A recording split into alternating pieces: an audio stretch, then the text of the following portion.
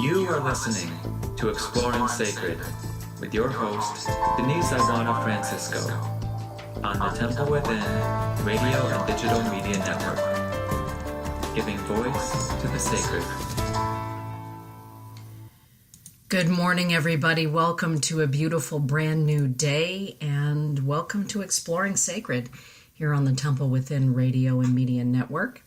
For those of you that are listening all across the globe, good morning, good afternoon, good evening, wherever you happen to be.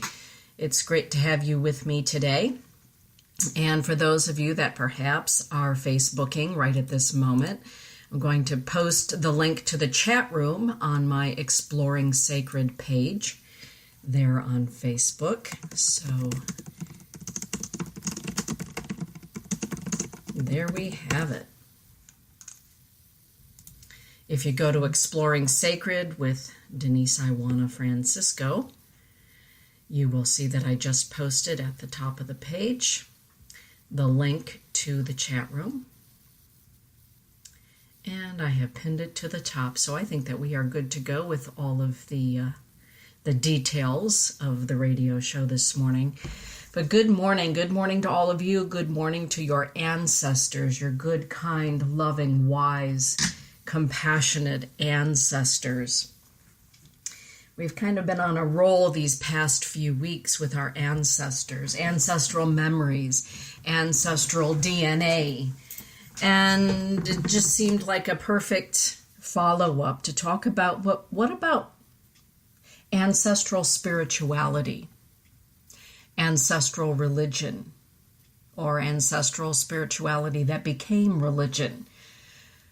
I believe right now a lot of people are losing their religion, and they are losing it either by choice, looking for something more meaningful, looking for something deeper, or perhaps they're losing it because of scandal in the church, and they feel as though it's being pried away from them, right out of their hands, right out of their lives by those that are,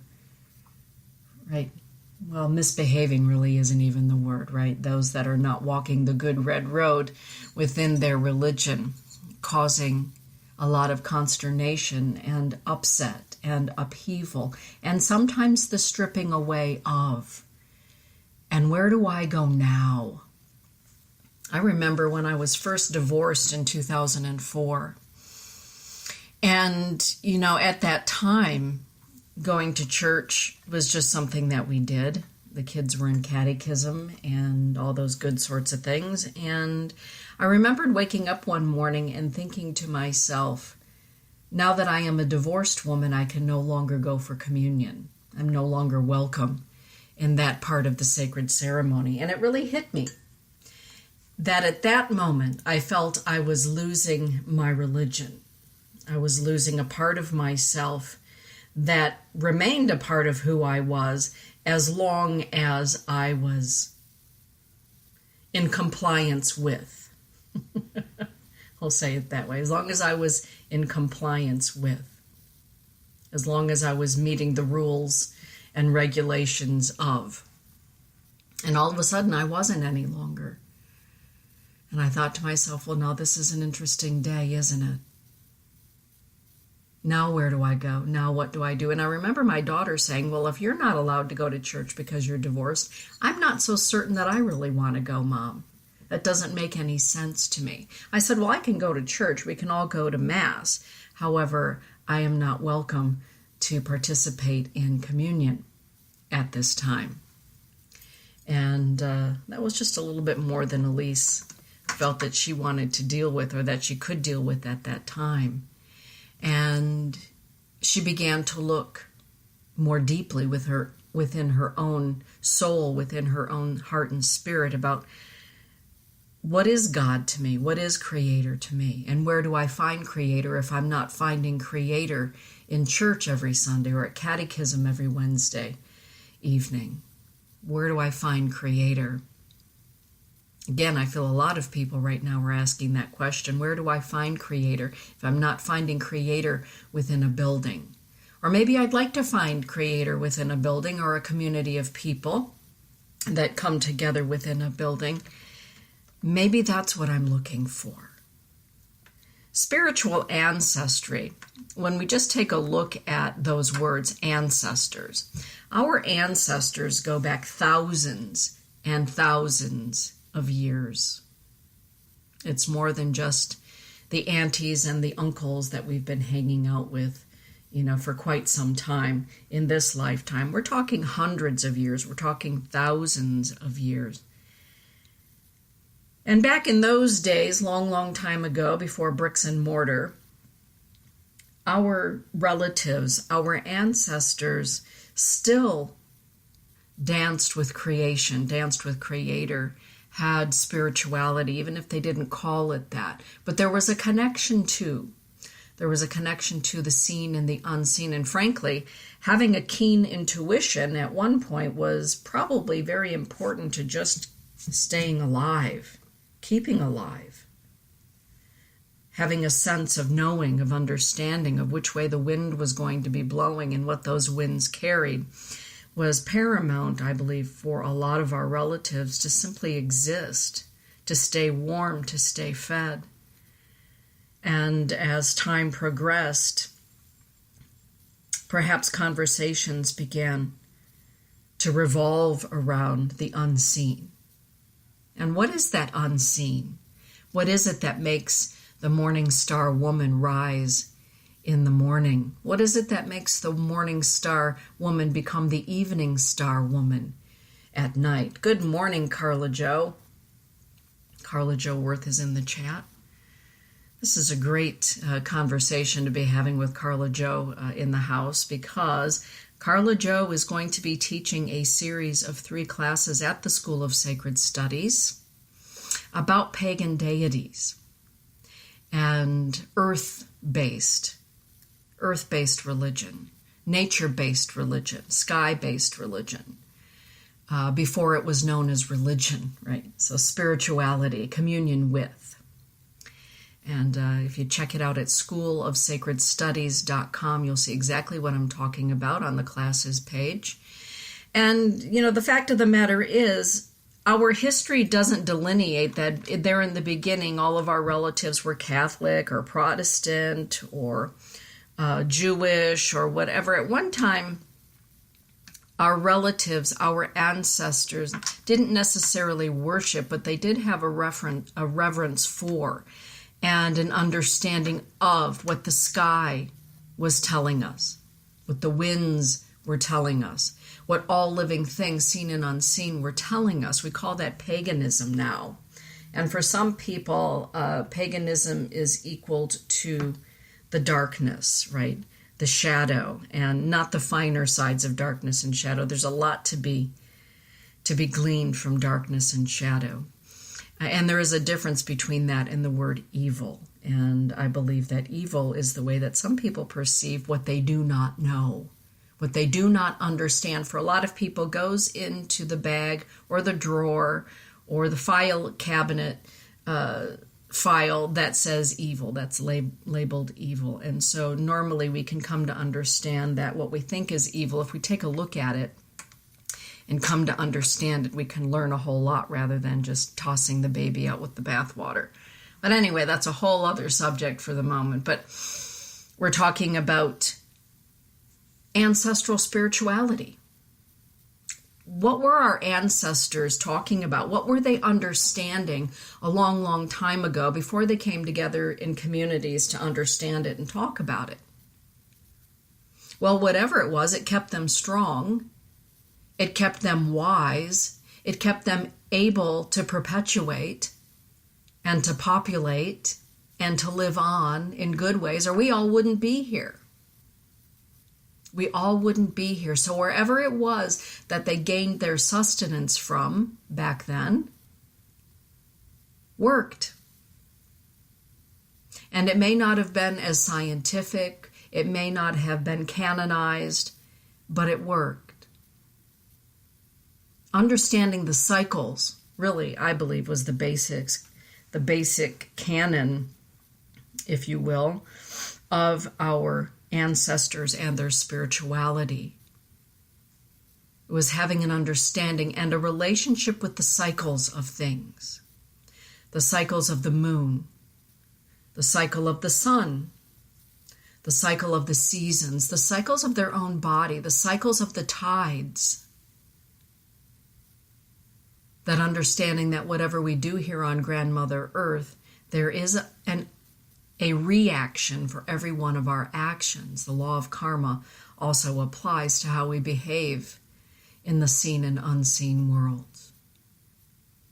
And in those times, perhaps there weren't, again, scientific names for what it was that made the moon rise in the evening, right? The night sun. Or what it was that made Ampoe Chapki, the morning star woman, come to rise in the morning. And so our ancestors gave them names, gave them personalities, personifications, like morning star woman or Venus. We see her in the morning, we see her in the evening. They were given names in order to teach the cycles and to teach our relationship with those cycles. Long time ago, our relatives understood that in the morning when the sun rose, you got out of bed and you began your day. And they understood that when the sun was high in the sky, in the middle of the day, that the day was at midpoint. And knowing that the day was at midpoint, perhaps they took a moment to take something in as nourishment for their body. And as the sun began to set, they knew that the day was coming to a conclusion and it was time to have dinner. And after dinner, it was time to sit, perhaps with a family, maybe around a fire, maybe in time around a book, eventually around a radio, right? And eventually around a television, and now everybody is glued to their smartphone, so it's a completely different thing now. But they understand the cycle of morning, midday, and evening. They understand the cycle of spring, summer, fall, and winter. And names were given to those cycles. You know, a lot of our current Christian celebrations are very much in alignment with pagan celebrations. I remember the first time that I went to Europe. Geez, a long time ago now. I was in England, and I was in a cathedral, and I remember the docent of the cathedral. I don't know why they always seem to pick me out of a crowd. And this particular woman, I believe we were in Winchester Cathedral, a magnificent place. Anyway, she said to me, "Would you like to go down with me into the crypt?" Well, I am a quadruple Scorpio, so if somebody says the word crypt and there really is one and they're offering to take me down into it, I'm all about that. And so this docent, I believe her name was Rebecca, said to me, "I'm going to take you down into the crypt. I want to show you something." And down into the crypt we went in this magnificent cathedral, and she began to talk to me about the fact that the cathedrals there were built on pagan worship grounds. They were built over pagan worship grounds, and some of them, in fact, incorporated some of what was once there, the stones, etc. Sometimes people that had been buried nearby, right? And I noticed that there were actually people buried in the floor of the cathedral. And if memory serves me right, I believe Jane Austen was buried in the floor of this particular cathedral. It's been a long time ago. And I began to ask the question, well, why is this magnificent Catholic cathedral built upon a pagan worship site? And we had this wonderful dialogue about the wisdom of the ancestors. The wisdom of the ancestors to know a sacred site, to feel the energy of a sacred site. A beautiful point on Grandmother Earth where it seems that heaven and earth meet most succinctly, with perfect alignments with the directions north, east, south, and west. Right. And that began my quest to understand that even those that were building brick and mortar over or within ancient worship sites knew exactly what they were doing, because they understood that their ancestors knew exactly what they were doing. That is, harnessing the energies of heaven and earth to make a magnificent place for future generations to sit within and upon. Carla Jo is saying, twilight, the time to tell stories. Yes, twilight, betwixt and between, the time when the sun is setting and the moon is rising and the veil between the worlds, right, is there. Fertile soil for not only telling stories, but invoking the energies of those stories, right? Ancestral spirituality, I believe, is calling to a lot of us right now because we're not finding nourishment for our soul hooked up to our laptop, our smartphone, our tablet. We're not finding nourishment there. We're not finding nourishment necessarily in communities anymore of people that we find out are just people. It's amazing how people, in our naivete think that all spiritual people or all religious people are going to be good, kind, compassionate, and wise people. They are people after all. We're all having a human experience. And so we can become disillusioned by community when we find out that even leaders of spiritual or religious communities are just that. They're people. They're human. Come together for one purpose, and that is to express or to give, right, opinions of religion and deity. More and more, I believe that we're looking for a place to have our own experience and outside the confines of a wall. And I'm not saying that being inside the confines of a wall is a bad thing, but I believe there's more to it, and I believe that our ancestors are calling us now to pay attention to Grandmother Earth. Grandmother Earth right now is quite active. She's calling us to pay attention. So whether she's calling us to pay attention with regard to the pipelines of oil that are being drilled and run through sacred places, or volcanoes erupting, or typhoons, or snow and ice storms, she's catching our attention and saying, pay attention to me. Aquaman, I went to see that with a group of friends. Pay attention to the oceans and what you're dumping and what you're trashing into the oceans. You're not the only ones alive. Everyone counts. Those plastic straws that you use when you go to a restaurant, they're killing the turtles. They're killing the fishes. Pay attention. Grandmother Earth is asking us all to pay attention. Our ancestors paid attention. Then the industrial times showed up, right, with great machinations. Pay attention, she's saying. Pay attention to what we're asking. The ancestors are telling us, well, there's a lot to pay attention to. Pay attention to the oceans and those that live in the oceans. Pay attention to the land and those that live upon the land. Pay attention to the skies and those that live in the skies. Those are your relatives. You are related to them. For me, ancestral spirituality is just that. We are related to all things. We are related to all things seen and unseen, and not just those beings that we see within a building every Saturday or every Sunday or every Monday. Whatever your time of worship is. Yes, we are related to those people. We are related to those beings, but we are also related to every other living being, seen and unseen, outside of those walls. Those trees around the buildings, the flora, the fauna, the animals, the homeless people, the hurting people, the hungry people, the naked people.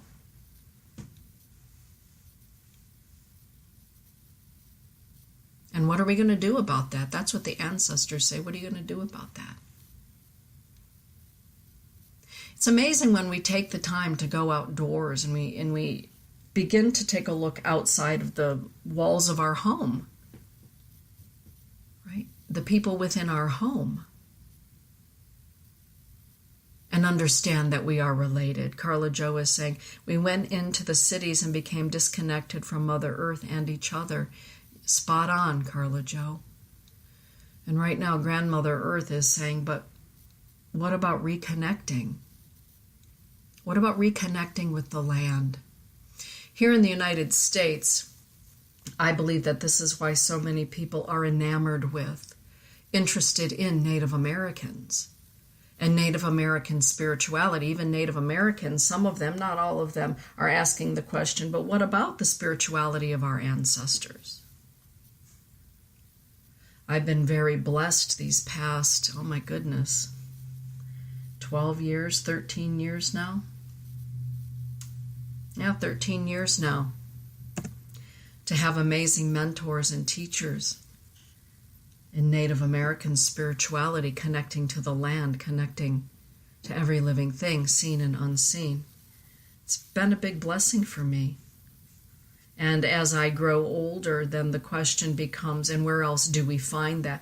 And if people are seeking, where can they learn? I remember a few years back, I was at a Sundance with my sister Barbara, and out on Pine Ridge Reservation, she and I decided we were going to go to a Sundance. So we went to a Sundance, and I literally walked into the Sundance grounds, and immediately the Sundance leader looked at me and called me over to where the dancers were going to soon be receiving their chanupas. So I went over to where I needed to be in order to receive their chanupas and hold them during the break time while they were being prayed for and while they were sharing their chanupas.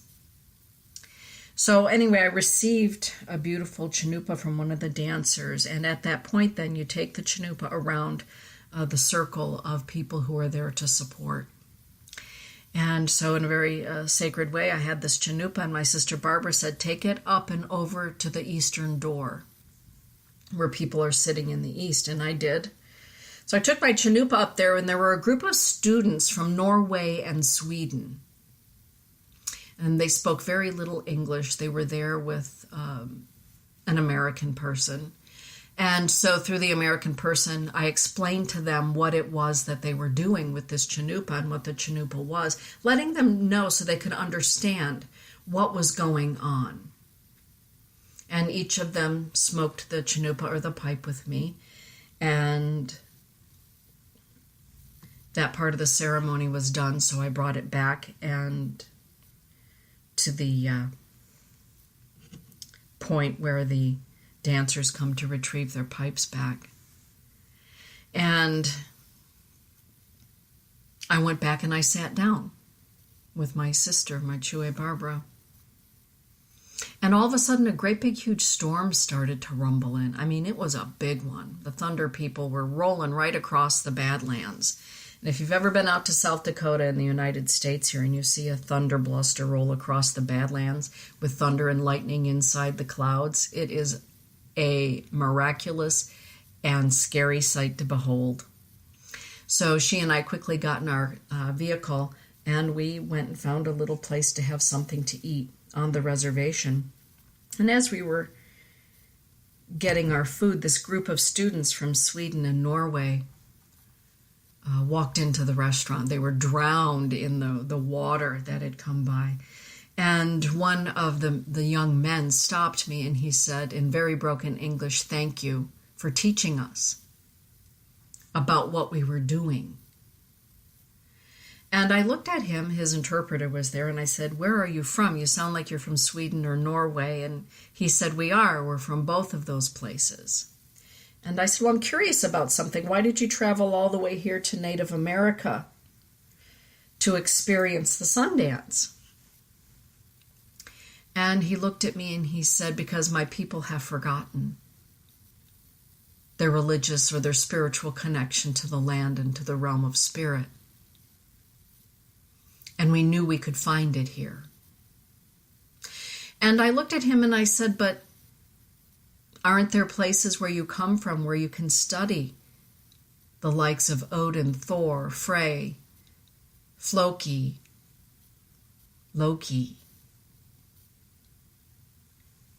Midgard, all of those places where you come from. Isn't there a place where you can study the beauty of your spiritual ancestry? And he looked at me and he said, what are you talking about? And I said, when you get home to Sweden and Norway, and I wrote down on a napkin, Odin, Thor, Frey, Loki, the list. I said, look these up. He said, how do you know about that? I said, well, I've been very interested in ancestral spiritualities for a long time. Go home and regain your connection to the land there. You were born of that land. Many of us here in the United States are now born of this land. My father's family has been here for over 500 years. Granted, in the scope of things, that's not an overly long amount of time, but it is a long enough amount of time that the dirt and the earth and the water of Turtle Island has seeped into my people. And of course, those of my relatives that were here from the beginning anyway.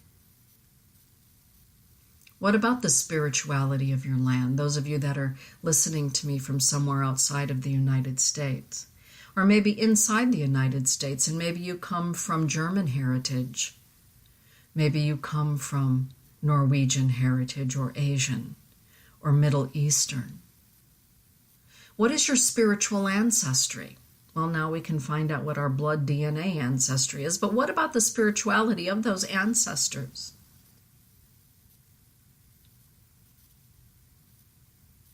How did they follow the pattern of the stars? The patterns and the alignments of the planets? Where did they find love and comfort within themselves?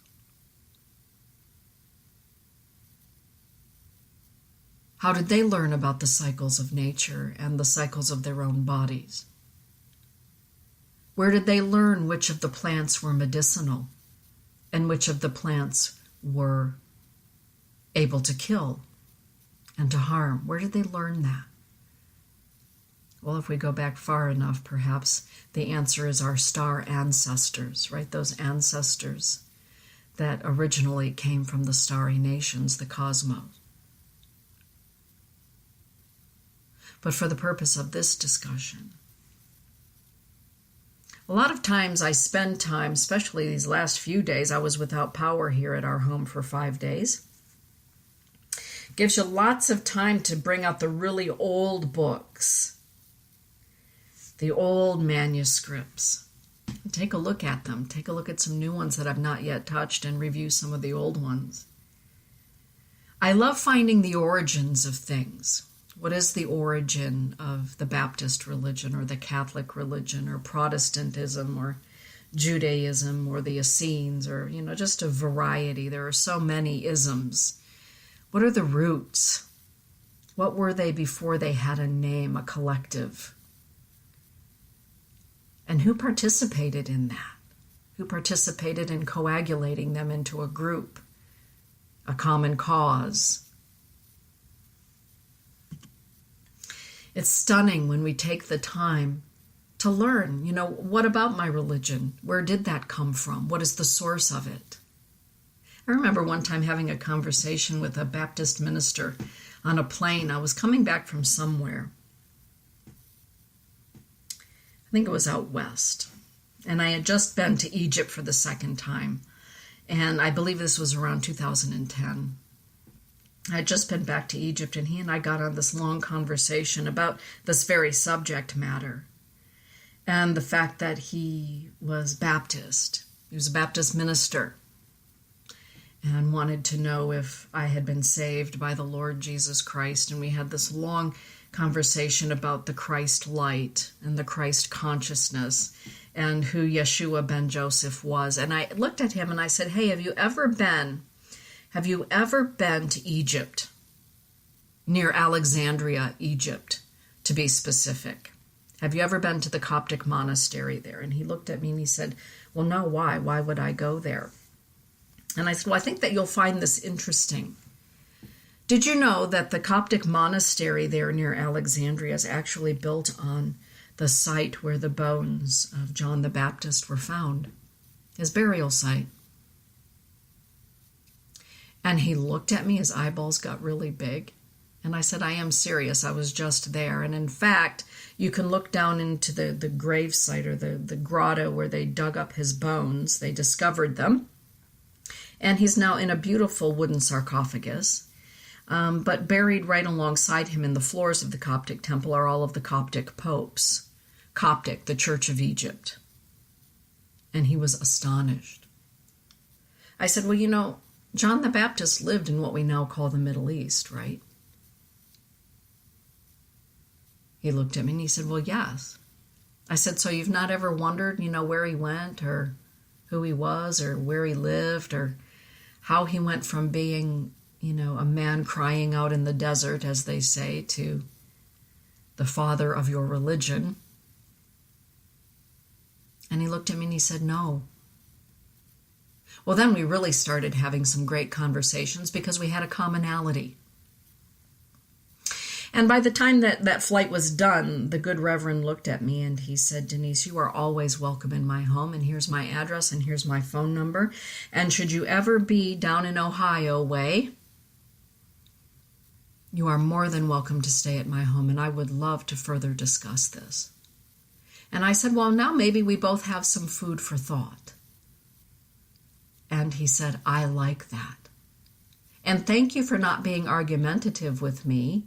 And I said, well, thank you for not being argumentative with me, but for sitting here on this airplane ride for 4 hours and having a discussion, an exchange of ideas. With all of the people that I believe are looking for ancestral spirituality, I think discussion is the key. Exchange of ideas is the key, not shouting over one another about who has it right, who has it wrong, who's committed more sins, who's committed more crimes, but what can we learn from one another? And what is the source of our current understanding? Maybe there is more to what the minister knows. Maybe there is more to what the priest knows. Maybe there is more than what the rabbi knows, or the holy man, or the medicine woman, or the shaman, or a granny. A long time ago, people lived too far away from churches and synagogues and things to go every Sunday. You did your own study in your home, and if you had a copy of the good book or whatever it was that you were using as your focal point, that was fantastic. A lot of people didn't. What they had was the oral tradition of what grandma and grandpa and great-granny taught and retaught and retaught and retaught, and that's what's been handed down through time.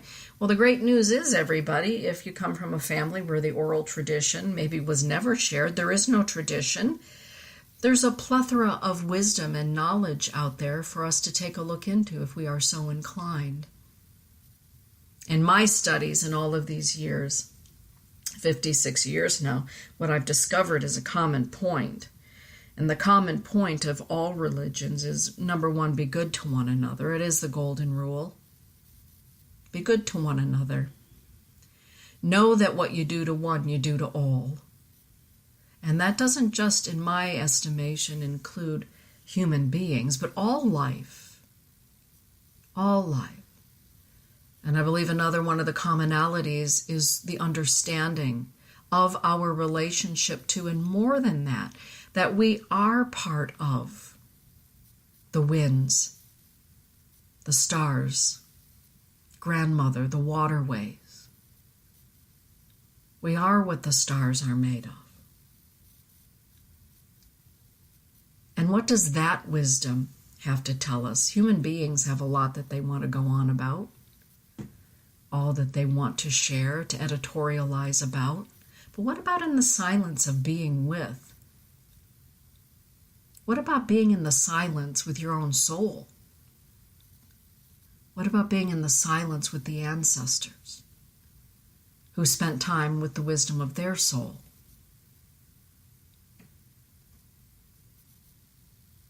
Spirituality is just that. It's that word spirit and our connection to it, and our understanding that we are also spirit, made flesh, right? Inhabiting a body of bones and flesh. that the plants are spiritual beings coagulated into magnificent beings that feed us, that nurture us, that feed the air. I believe finally, in our quest for understanding our connection to all things, more and more people are understanding that our animals, our pets, are also spiritual beings. That creator, call that creative force, whatever it is, has breathed the breath of life into everything that has its way.